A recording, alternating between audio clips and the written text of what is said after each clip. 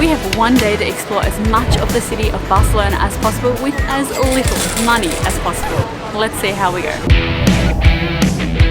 We are starting our day here in front of the Arc de Triomf, not to be confused with the arguably more well-known one in Paris. We are in Barcelona, and this one was built way back in the 1800s as an entry to the World Fair at the time. Now it acts more as a gateway to modern Barcelona. It's made, I believe, entirely up of brick. If you look closely, you can see a few little details, like these spooky little bats on the side, and then we've got a group of people up the top.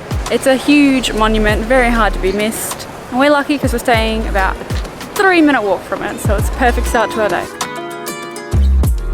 You guys, we've had a very interesting last 4 or 5 days. I've given myself 30 seconds to do a very quick recap of everything that's been going on before we got here to Barcelona. Let's see how I go. When we last left you, we were in Levanto in Italy, just finishing up our time in the Boqueria. Our final night, overnight, I woke up with really bad tummy pain and full body aches. The next morning, I still was feeling very unwell, so I did a COVID test, which was negative, so we decided to jump on our 3 trains to Nice anyways. It was a very long day. We stayed the night in Nice, and the next morning, I was still not feeling well. After a few hours waiting it out, we decided to cancel what was meant to be our overnight bus that night to Barcelona. We did not get our money back, unfortunately, and we had to spend a fortune on a hotel to stay that night in Nice. We then had to spend even more of a fortune the following day to get a flight to get here to Barcelona so we wouldn't lose money on our accommodation. We then spent our first day in Barcelona in our room at our Airbnb as I was still not feeling well. So now we're left with one day to see everything we want to see here in Barcelona.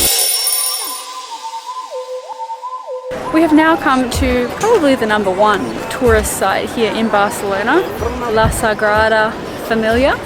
This huge cathedral, although I think it's now a basilica, with a very interesting and still ongoing history.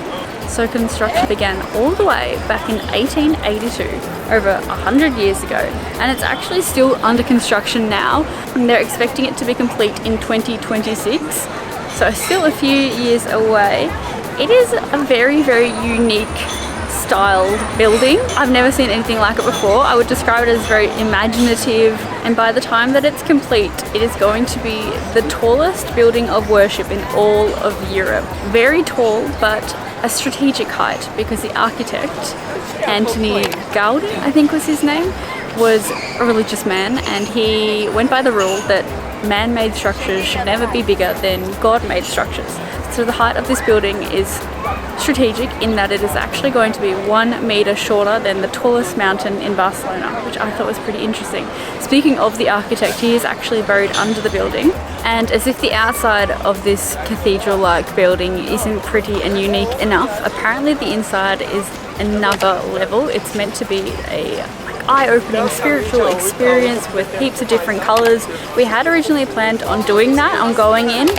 I believe tickets are about €30 each, but we are in the process of making up some of the money we just previously spent over the last few days unexpectedly, so we got to cut a few things out, and this unfortunately is one of them. Budget does not allow at the moment. As I mentioned before, the architect is pretty famous, had a lot of influence around Barcelona. Another very popular spot to go to is Parc Güell. Essentially, my understanding is that it's a kind of park area with a few of his buildings, very well-known, noticeable buildings. They look like gingerbread houses. We really wanted to go.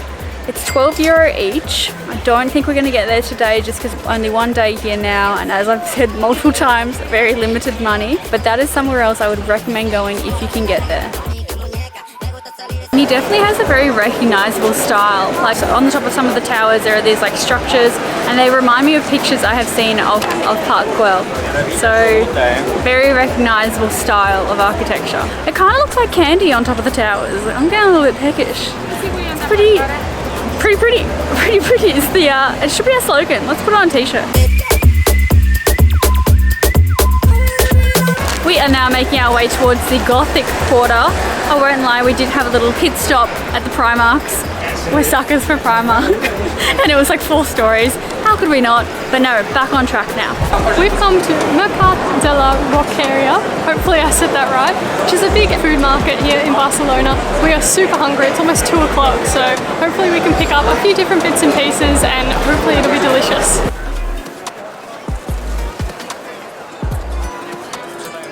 Guys, these stores have these fresh juices. We've seen them at multiple. We're suckers for juice. We're gonna get a strawberry one now. I'm really excited. It's so hot in here. I think it's gonna be really refreshing. Okay guys, strawberry and pineapple. Interesting, but absolutely fantastic combination. Oh, one that tastes like watermelon for some reason. It's only €2.50. I think it's alright for fresh juice, ice cold, not complaining. Okay guys, we picked up some food. We got this like almost fried looking chicken burrito. Looks good. And then Rosh also got a jalapeno and cheese croquette. This one was €6, so a bit on the pricier side. The croquette was €2. Probably not for me. It's very like peppery, which I'm not a big pepper person. I think Rosh might like it, but not for me on this one. It's like spicy rather than peppery, I would say. I don't mind it.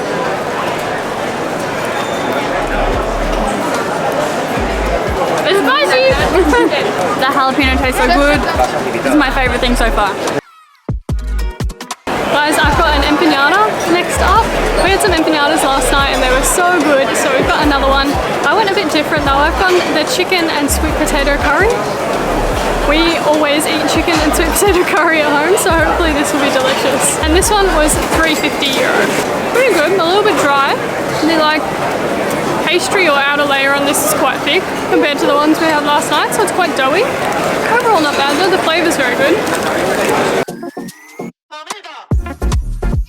Guys, final two food items. Rosh got another juice, mango, and I've got a fresh like icy pole. So this one is strawberry and passion fruit. So guys, this one was €3. I have a feeling this is going to be very sticky. From what you guys were saying, I thought he was hard. It's such fresh strawberry. It tastes like strawberry sorbet, but in like an icy pole form. One final point on the market is that if you do not like crowds, it is absolutely not the place for you. It was packed in there and it's about 2:45, so it's not exactly peak lunchtime, and it was very hot in there as well. So if you do get a bit claustrophobic and you don't like crowds and indoor spaces, then I would maybe give it a skip, but otherwise it was really cool to look around and see all the different food options. Like we tried quite a few different things, which was really fun. I will say as well, if you don't like seeing animal parts, also probably give it a skip. There are a lot of butchers in there that have everything on display. So just another hot tip.